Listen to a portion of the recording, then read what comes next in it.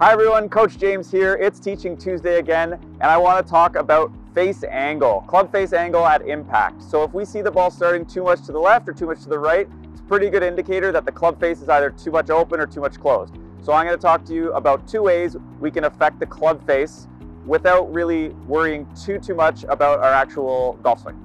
Okay, so there's really only two things that affect the club face. Number one would be how we put our hands on the grip. And number two would be how our wrists move throughout the golf swing.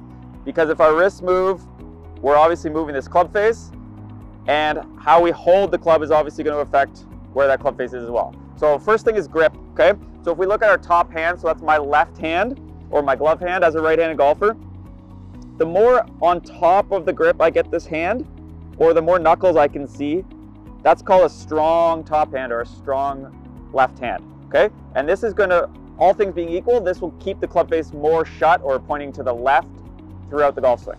Okay, opposite would be turning my hand more underneath that grip, where I can maybe only see one knuckle or no knuckles.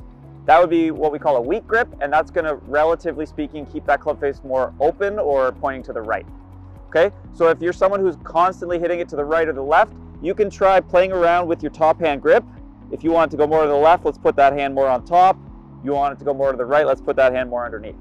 Okay? If you are someone who doesn't like playing with your grip, that's fine. We can also use our wrist angles to affect the club face. So if we go up to the top of our swing and we bow our wrist, that's going to close the club face. And if we cup our wrist, that's going to open the club face.